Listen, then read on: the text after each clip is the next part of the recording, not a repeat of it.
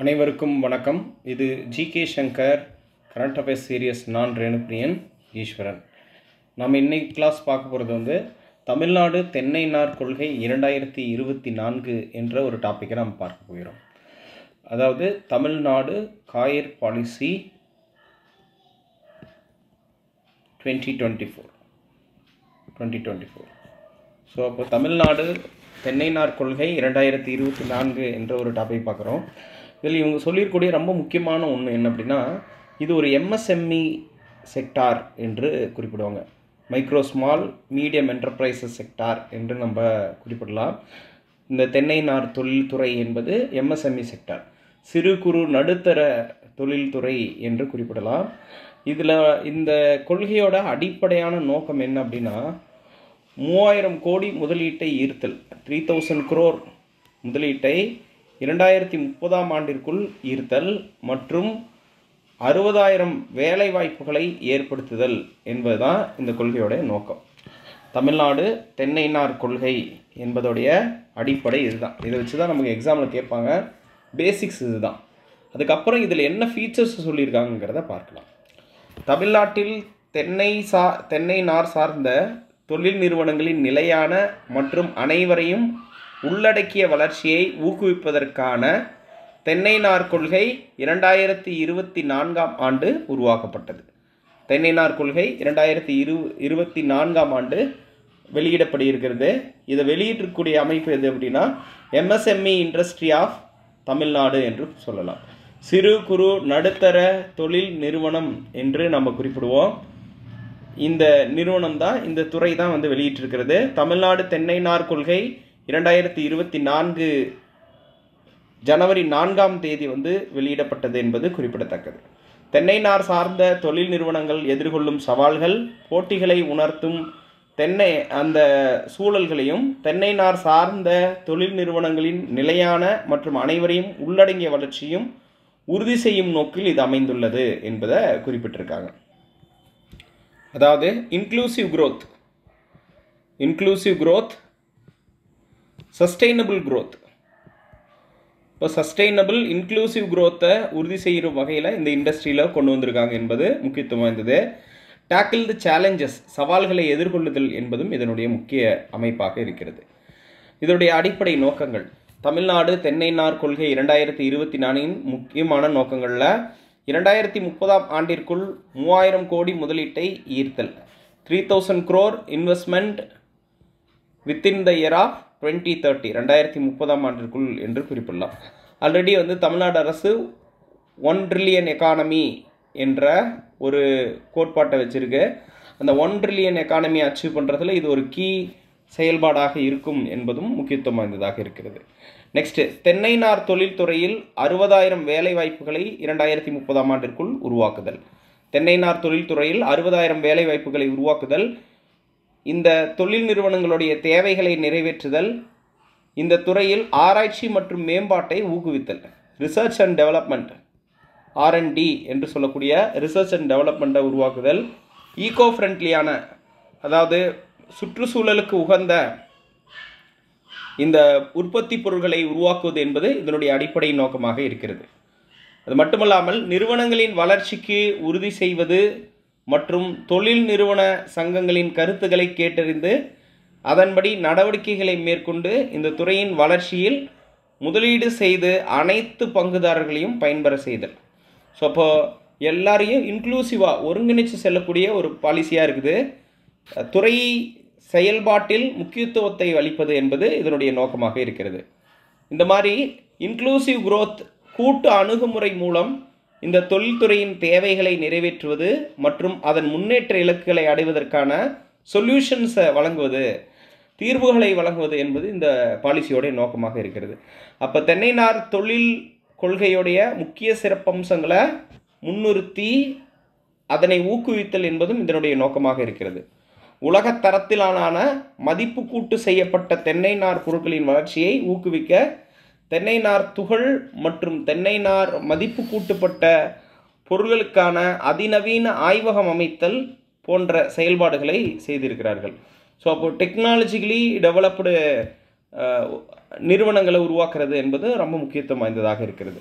தென்னை நார் தொழிலில் நிலையான சுற்றுச்சூழல் நட்புடன் கூடிய மதிப்பு கூட்டப்பட்ட நடைமுறைகளை மேம்படுத்துதலும் இதன் நோக்கங்களில் ஒன்றாக இருக்குது அப்படிங்கிறதையும் பார்க்க முடிகிறது. இதற்கு அடுத்ததாக இதோடைய சிறப்பம்சங்கள் பார்க்குறோம்.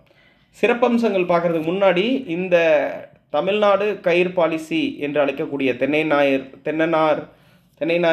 அந்த நார் சார்ந்த தொழில்துறை சார்ந்திருக்கக்கூடிய அடிப்படை விஷயங்களை நாம் பார்த்தோம். ஸோ அப்போ தமிழ்நாடு கயிறு பாலிசி 2024 இதில் சொல்லியிருந்த விஷயம் 3000 கோடி 3000 crore இன்வெஸ்ட்மெண்ட்டை கொண்டு வருது, 6000 எம்ப்ளாய்மெண்ட் ஆப்பர்ச்சுனிட்டிஸை க்ரியேட் பண்ணுறதுன்னு சொல்லியிருந்தாங்க. அதை எப்படி செயல்படுத்த போகிறாங்கிறதுக்கான விஷயந்தான் இது. அப்போ சிறப்பு மையங்களை அமைக்க போகிறது, சென்டர் ஆஃப் எக்ஸலன்ஸை வந்து அமைக்கிறது.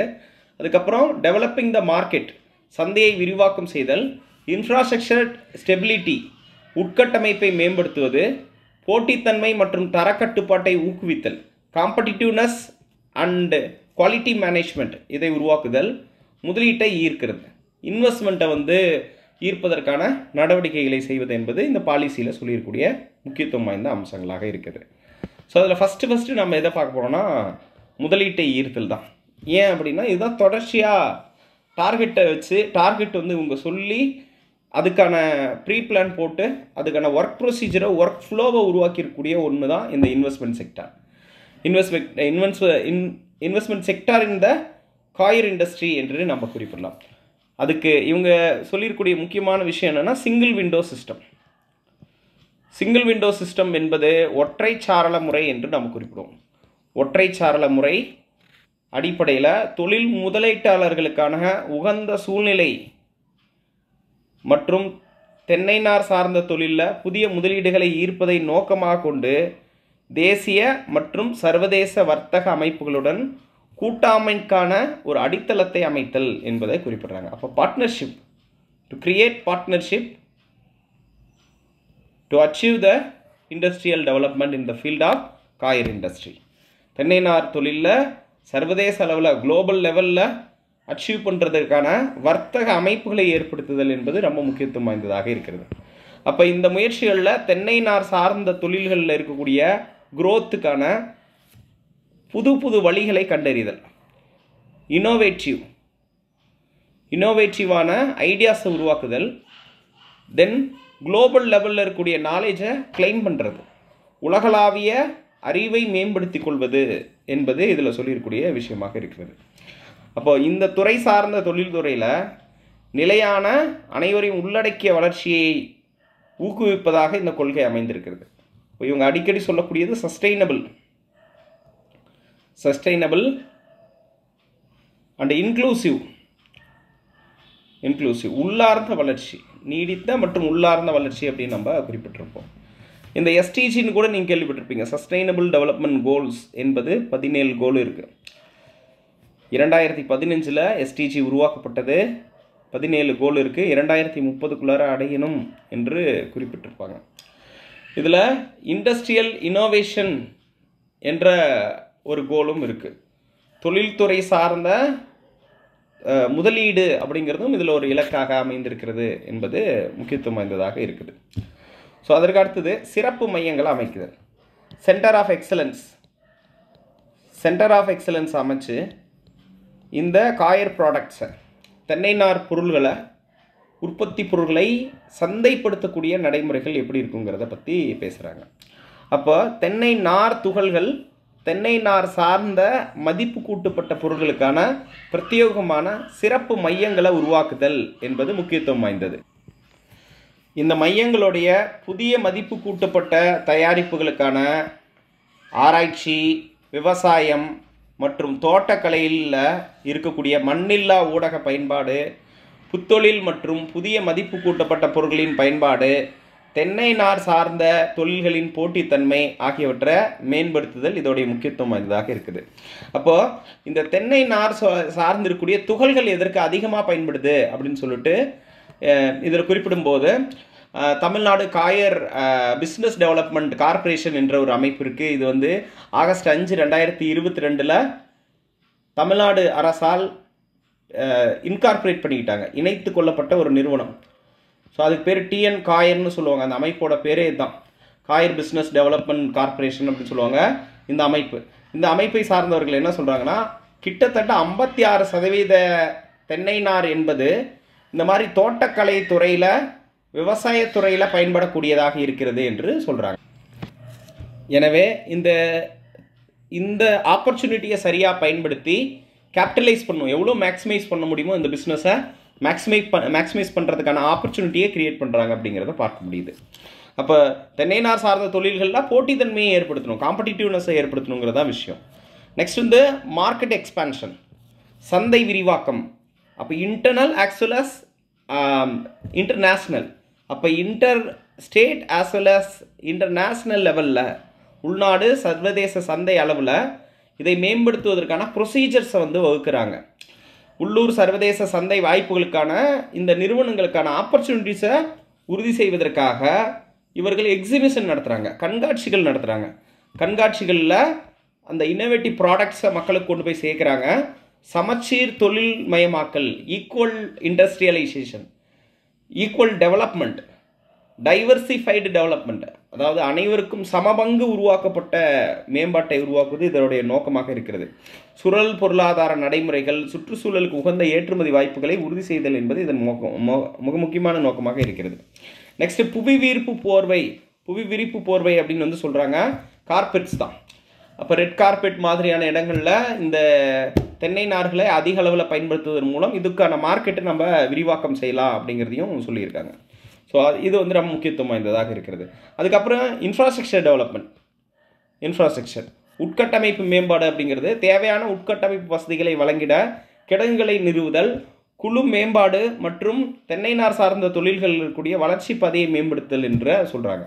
அப்போ கிடங்குகள், வேர்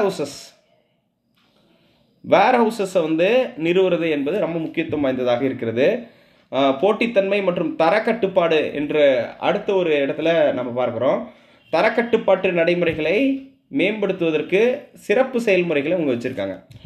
மதிப்பு கூட்டுதல், ஏற்றுமதி வணிக மேம்பாட்டிற்கான கருத்து பட்டறைகளை உருவாக்குதல் மற்றும் பயிற்சிகள் உள்ளிட்ட பல்வேறு வழிகள் மூலம் மேம்படுத்தப்பட்ட போட்டித்தன்மையை வந்து ஏற்படுத்துறது இதோடைய நோக்கமாக இருக்கிறது. ஸோ அப்போது இவங்க வச்சிருக்கக்கூடிய அந்த கான்க்ளேவ்ஸ், அதை விச் மீன்ஸ் ஒரு மாநாடு மாதிரி நடத்துறது, கருத்து மாநாடு, எப்படி இந்த துறையை வந்து மேம்படுத்தலாம் அப்படின்னு சொல்லக்கூடிய மாநாடுகளை நடத்துதல், அதுக்கப்புறம் டிஸ்கஷன்ஸை நடத்துறது, கருத்து பட்டறைகளை வழங்குவது, பயிற்சிகள், ட்ரைனிங் வழங்குறது, கெப்பாசிட்டி பில்டிங்னு சொல்லுவாங்க, கெப்பாசிட்டி பில்டிங் இதை வந்து ஏற்படுத்துறது போன்ற பல்வேறு நடைமுறைகளை வந்து இவங்க உருவாக்குறாங்க என்பதை பார்க்க முடிகிறது. ஆராய்ச்சி நிறுவனங்களுடன் இணைந்து செயல்படுவதன் மூலம் தென்னை நார் சார்ந்த பொருள்களின் உற்பத்தியை விரைவாக மேம்படுத்த இந்த கொள்கை பயன்படுகிறது. தென்னை நார் சார்ந்த பொருட்களுடைய உற்பத்தியை விரைவாக மேம்படுத்த இந்த கொள்கை வந்து பயன்படுது அப்படிங்கிறத பார்க்க முடிகிறது. தென்னை நார் தொழில்துறை சார்ந்து இருக்கக்கூடிய விஷயங்களை நாம் பார்க்கலாம். இந்த பாலிசியில் சொல்லியிருந்த விஷயங்களை நம்ம முடிச்சிட்டோம், இவ்வளோதான் இந்த பாலிசி.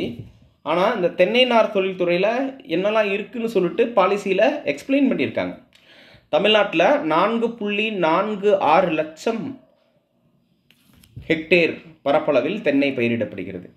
இப்போ தென்னை என்பது ஒரு பிளான்டேஷன் தான், தோட்டம் சார்ந்து இருக்கக்கூடிய ஒரு அமைப்பு தான், ஒரு விவசாய முறை தான். அதில் 4.46 லட்சம் ஹெக்டேர் பரப்பளவில் தென்னை பயிரிடுறாங்க.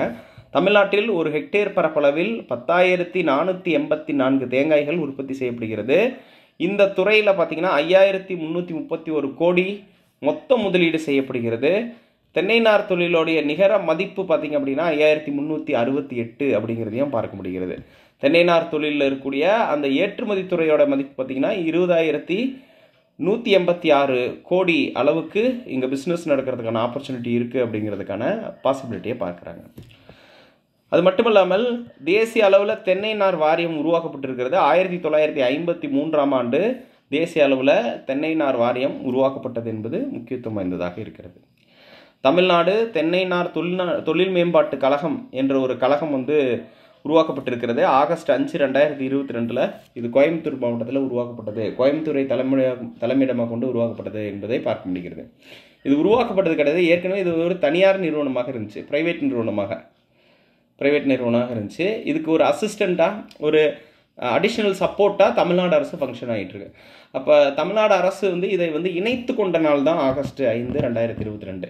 இந்த அமைப்பை தமிழ்நாடு அரசு இணைத்து கொண்டது என்பது முக்கியத்துவம் வாய்ந்தது.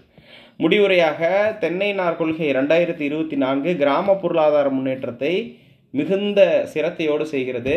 மகளிருக்கான வேலைவாய்ப்பு, செல்ஃப் ஹெல்ப் குரூப்புக்கான வேலைவாய்ப்பு, தென்னை விவசாயிகளுக்கான வருமானத்தை வந்து அதிகரித்தல், போட்டித்திறன் மற்றும் பொறுப்புடன் கூடிய நிலையான வளர்ச்சியின் மூலம் புதிய சகாப்தத்தை அடைவதற்கான ஆப்பர்ச்சுனிட்டி இது வந்து கிரியேட் பண்ணி கொடுக்குது என்பதை பற்றி சொல்லியிருக்காங்க. அப்போ இது ரொம்ப ஒரு முக்கியத்துவம் வாய்ந்த ஒரு கொள்கையாக, தனித்துவமான கொள்கையாக இருக்கிறது. இந்த கொள்கையின் அடிப்படையில் 3000 கோடி முதலீட்டை 2030ஆம் ஆண்டிற்குள் கொண்டு வருதல்,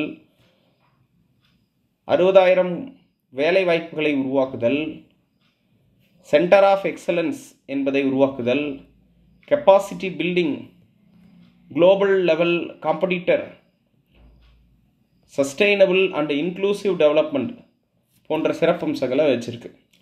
ஸோ இதெல்லாம் தான் இதோடைய செயல்பாடுகள் என்பதை நாம் பார்க்க முடிகிறது. ஸோ இந்த தமிழ்நாடு கயிர் பிஸ்னஸ் டெவலப்மெண்ட் கார்ப்பரேஷன் அப்படின்னு சொல்லக்கூடிய ஒரு அமைப்பு இருக்குது. இதோட பேர் தான் டான் கயிர்னு பேர். டான் கயிர், COIR, டான் கயிர்னு சொல்கிறாங்க இந்த அமைப்போட பேர். அப்போ அந்த டான் கயிர் என்ற அமைப்பு குறிப்பாக தமிழ்நாடு கயிர் பிஸ்னஸ் டெவலப்மெண்ட் கார்ப்பரேஷன் இதுக்கு பேர். ஆகஸ்ட் 5, 2022 இன்கார்பரேட் பண்ணிட்டாங்க தமிழ்நாடு கவர்மெண்ட். உங்களுக்கு இதுக்கு ஒரு ரெஃபரன்ஸ் இயர் இருக்குது. ஜம்மு அண்ட் காஷ்மீர் மாநிலமாக இருந்து யூனியன் பிரதேசமாக மாற்றப்பட்ட நாள் ஆகஸ்ட் 5, 2019 என்று குறிப்பிடலாம். ஸோ அதே தேதியில் தான் இதையும் வந்து உருவாக்கியிருக்காங்க. ஆனால் வருஷம் வேறு வேறு, ஒரு கனெக்ஷனை ஏற்படுத்துறதுக்காக நீங்கள் இந்த மாதிரி புரிஞ்சுக்கலாம். Coconut growing areas in Tamil Nadu. தமிழ்நாட்டில் எவ்வளோ ஏரியாக்களில் கோகனட் வந்து அதிக அளவில் விளையுது அப்படிங்கிறத பற்றி சொல்லியிருக்காங்க. அதற்கு முன்னாடி நான் சொல்லியிருந்த விஷயந்தான், இந்த காயர் பிஸ்னஸ்ங்கிறது MSME சார்ந்து இருக்கக்கூடிய ஒரு பிஸ்னஸ், சிறு குறு நடுத்தர தொழில் தொடர்பான பிஸ்னஸ்ஸு. ஸோ அந்த பிஸ்னஸ் அடிப்படையில் தமிழ்நாட்டில் 4618 யூனிட் வந்து இருக்குது. 4618 கம்பெனிஸ் இருக்குது, யூனிட் MSME இண்டஸ்ட்ரீஸ் வந்து இருக்குது அப்படின்னு சொல்ல முடியுது. அதில் அதிகமாக கோயம்புத்தூர் மாவட்டத்தில் தான் இருக்குது. 1115 யூனிட்ஸ் வச்சுருக்காங்க. திண்டுக்கல் 250, திருப்பூர் 518, சேலம் 412, நாமக்கல் 78, ஈரோடு பார்த்திங்கன்னா 400. அப்போது இந்த பர்டிகுலர் ரீஜன் பார்த்திங்கன்னா பெரிய நம்பர்ஸ் வச்சுருக்காங்க. கோயம்புத்தூர், ஈரோடு, திருப்பூர், சேலம் ஆகியவை வந்து லார்ஜ் நம்பர் ஆஃப் இந்த காயர் இண்டஸ்ட்ரிக்கான ஆப்பர்ச்சுனிட்டிஸ் வச்சுருக்காங்க அப்படிங்கிறத பார்க்க முடியுது. கன்சிடரபிளி பார்த்திங்க அப்படின்னா கிருஷ்ணகிரி, தருமபுரி, திருப்பத்தூர் வச்சுருக்காங்க. திண்டுக்கல் வந்து 250 இருக்குது. மதுரை, சிவகங்கை போன்றவை வந்து இருக்குது அப்படிங்கிறதையும் நம்மளால் பார்க்க முடியுது. ஸோ இது வந்து இந்த MSMEயோடைய டெவலப்மெண்ட்டை பற்றி சொல்கிறாங்க. அப்போ டிஸ்ட்ரிக்ட் வைஸ் டிஸ்ட்ரிபியூஷன் என்று சொல்லாங்க. அப்போ இந்த தென்னை மரம் சார்ந்த தொழில் அதிகமாக இருக்கிறது கோயம்புத்தூரில் தான் இருக்குது அப்படிங்கிறத பார்க்க முடிகிறது. கோகோனட் க்ரோயிங் ஏரியாஸ் இங்கே சொல்லியிருக்காங்க, அதோடைய டிஸ்ட்ரிபியூஷனை சொல்லியிருக்காங்க. டிஸ்ட்ரிபியூஷன் அடிப்படையில் நீங்கள் பார்க்கணும் அப்படின்னு பார்த்தீங்கன்னா கோயம்புத்தூர் தான் வந்து லார்ஜர் லெவலில் வந்து இந்த டிஸ்ட்ரிபியூஷன் வந்து இருக்குது அப்படிங்கிறத பார்க்க முடிகிறது. சேலத்துலேயும் இருக்குது, இருந்தாலும் திருப்பூர், கோயம்புத்தூர் ஏரியா வந்து ரொம்ப பெரிய அளவிலான இந்த செயல்பாட்டை வந்து கொண்டிருக்கிறது என்பதை பார்க்க முடிகிறது. ஸோ இந்த டாபிக் வந்து இன்றைக்கி நம்ம இதை வந்து கம்ப்ளீட் பண்ணிட்டோம். இந்த பர்டிகுலர் டாப்பிக்கோடைய அப்ஜெக்டிவ் என்ன அப்படின்னு பார்த்தீங்கன்னா, இந்த கொள்கையோடைய நோக்கம் என்பது இந்தியாவை இந்த தென்னை நார் தொழிலில், தமிழ்நாடு, குறிப்பாக தமிழ்நாடு மாநிலத்தில் தென்னை நார் தொழிலில் ஒரு உலகளாவிய ஒரு போட்டியாளராகவும் உற்பத்தியாளராகவும் உருவாக்குவது இதன் நோக்கமாக இருக்கிறது. 3000 கோடி முதலீடு 2030க்குள்ளார, ஏன்னா 1 ட்ரில்லியன் எக்கானமி அப்போ தான் சொல்லியிருக்காங்க. 2030 தான் 1 ட்ரில்லியன் எக்கானமி வந்து அச்சீவ் பண்ணுறதா சொல்லியிருக்காங்க. ஸோ அதுக்காகவும் அது மட்டுமல்லாமல் கூடுதலான சஸ்டெயினபிள் டெவலப்மெண்ட்டுக்காகவும் இந்த கொள்கை உருவாக்கப்பட்டிருக்கிறது என்பது குறிப்பிடத்தக்கது. மீண்டும் ஒரு டாப்பிக்கில் சந்திக்கலாம். நன்றி, வணக்கம்.